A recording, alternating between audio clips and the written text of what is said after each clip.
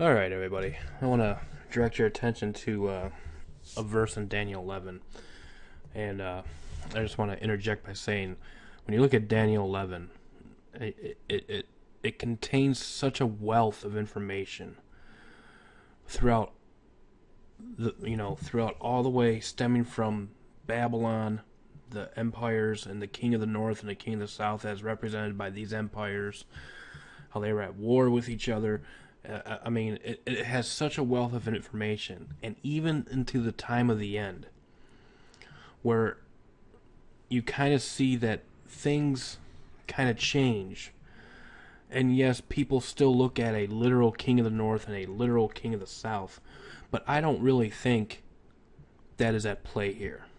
Okay? We read in Revelation regarding the phrase mystery Babylon, which is written on the forehead of the woman that rides the beast. Doesn't necessarily mean that she's controlling the beast. It's just she is part of that beast. Because she's obviously riding on top of the beast. But and it says mystery.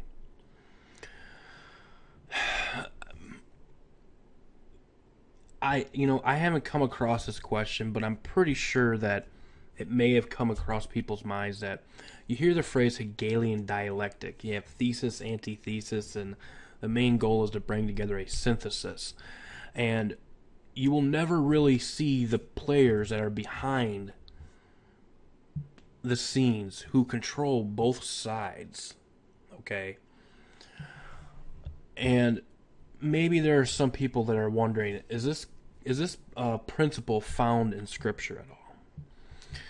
And well, yeah, very clear as day. And it's just one little tiny verse I want to share with you. And it's Daniel 11:27. This is just one of the many wealths of information, as far as prophecy is concerned, that is in Daniel 11.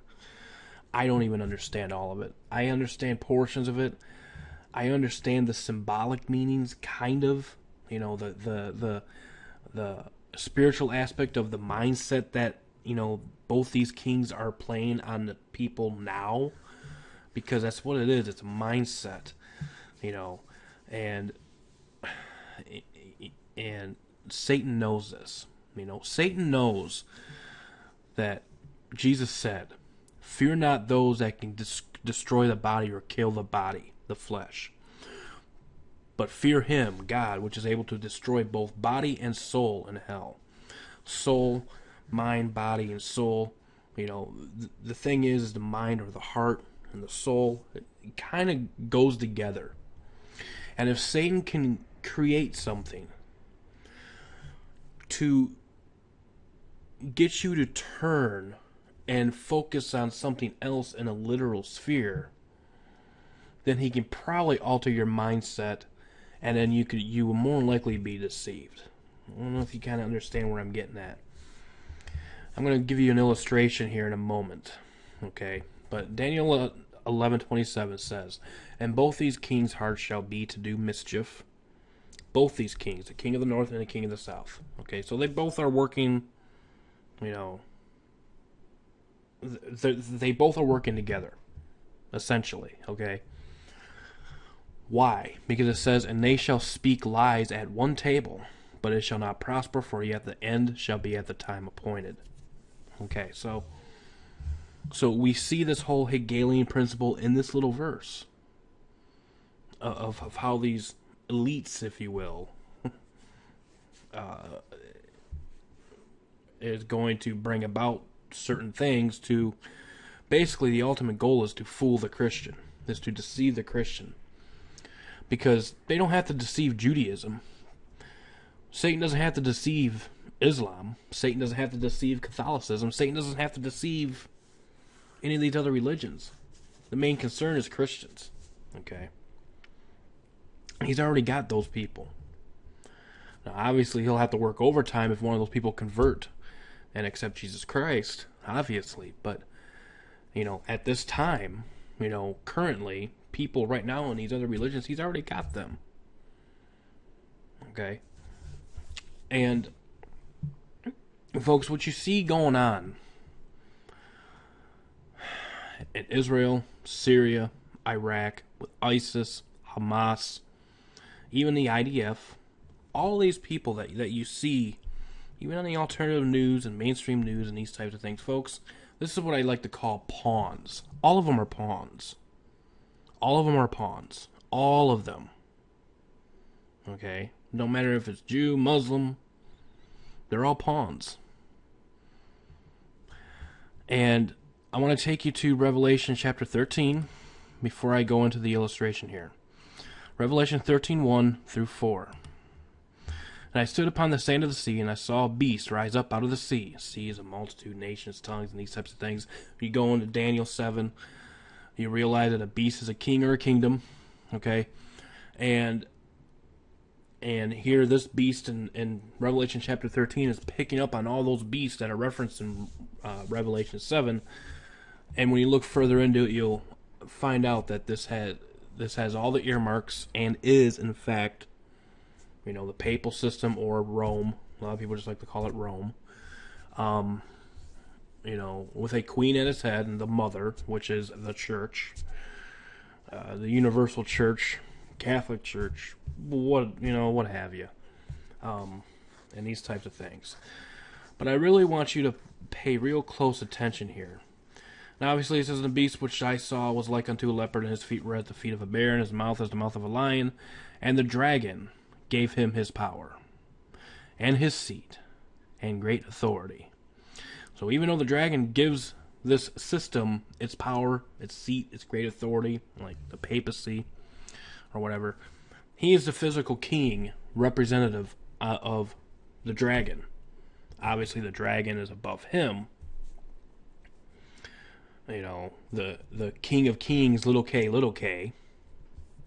because obviously he wants to be like the Most High and these types of things.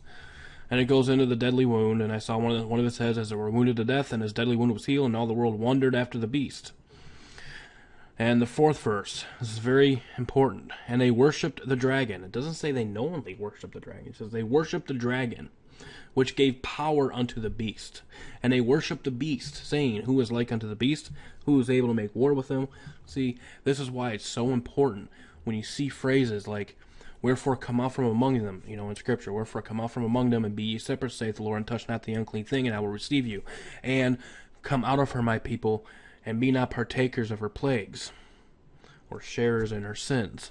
Okay, speaking of this mystery, this mother of harlots, this Babylon. We are to come out of this. Why? Because if we don't, if you hear the truth and you willingly stick in it, okay, you are worshiping the dragon, which gave his power unto the beast, essentially. And they worship the beast. So by worshiping the beast, it gives worship to the dragon, or the devil. Unknowingly, of course. Now, I want to take you to this illustration, and I want to kind of make this as simple as I can. So when you look at these events going on right now, that are just escalating, really what's happening is the powers that be in the news outlets, they are really trying to get you focused on something that's going to ultimately lead a mindset towards the beast. Because why? Because these literal battles are going on, or what? Gets you to focus on the flesh, doesn't it? And again, fear not those that can kill the body, but fear them that are able to kill both body and soul in hell. And these poor pawns that are being used as the people doing the dirty work for the ones in the back, get to that in a minute, they're just as much as victims as much as those that these pawns are killing off and butchering and massacring. Okay? I know that kind of, you might want to let that sink in a little bit. And I'll say it again. These pawns are just as much victims as as the victims they are persecuting. Okay? Let me take you to the illustration. Or it's basically just a picture. Okay, what you see before you is a chessboard. And you have the pieces all set up, right at the beginning of the game, and whatnot. Obviously, when you look at the front, these are pawns. The pawns basically serve as the protectors of the more powerful people in the back. And these are basically the ones that are sent out to do the dirty work for, the knight, the bishop, the king, the queen, the two bishops, the two knights, the two rooks, and obviously,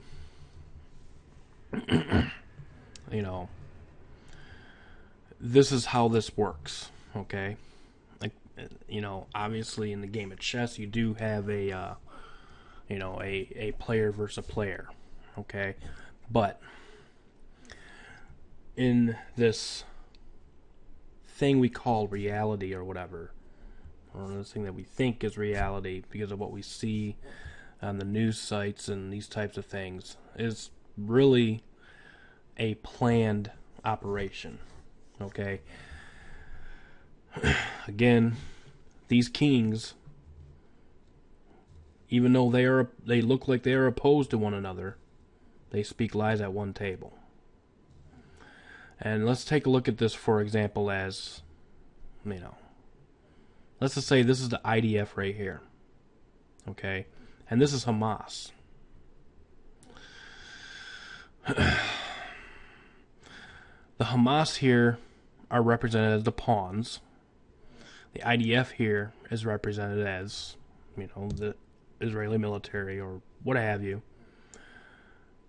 And instead of having two sets of kings, let's just say there's one set of kings.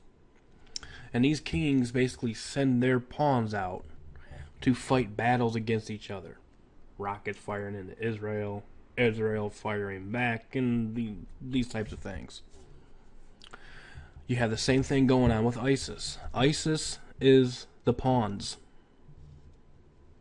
Okay? ISIS are the pawns. The Syrian rebels are pawns. And how is this Hegelian dialectic thinking, thesis, antithesis is working out?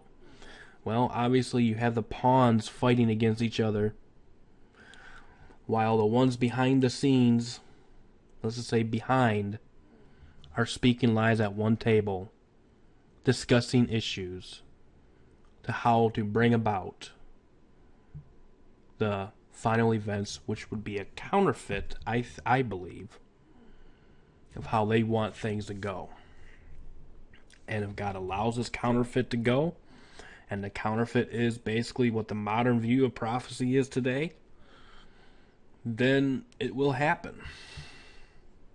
Okay, that's if God allows it. Because again, it's just like Hollywood. You hear people that give weekly messages will say, like the alien agenda, for example. You'll hear them say, well, Hollywood doesn't spend all this money on this alien agenda by making all these alien movies for no reason. Well, it's the same thing with this whole dispensational theology of prophecy and the rapture and these types of things, the 7-year tribulation, which is false. Okay? 7-year tribulation is not even mentioned in the Bible. They get it from Daniel 9:27 because they think there's a gap. But Daniel 9:27 is all about the Messiah. It is only about the Messiah. It's about the coming of the Messiah, the first advent. Okay? And but they'll turn around and just totally twist it and say, oh, there's a gap here. And this theory, the 7-year tribulation and these types of things, there has been so much money pumped into this. You can go to your regular Christian bookstore and these types of things. And folks, just like what people say about the alien agenda in Hollywood, I will say this about Hollywood and the rapture agenda, is they don't spend all of this money. Like, they're making a new Left Behind movie now. It's coming out next month. They don't spend all this money unless there is something going on behind the scenes in order to deceive, if possible, the very elect. And like I said, just like pawns in a chess game, these serve as the dirty workers. Okay? Both of these pawns are victims, where rather knowingly or unknowingly are worshiping the dragon, which gave the beast its power and great authority. Okay? So, I hope this has kind of helped you understand a little bit about this whole situation with these wars and these types of things. And folks, just you got to be very careful not to get sucked into the fleshly mindset of rah-rah this or rah-rah that. Okay? Because the battle is not a fleshly battle. It's a spiritual battle. All of this is what you see right here. Pawns in the game of chess. Truth be told, truth be known, stay safe. God bless. See you next time. Bye-bye.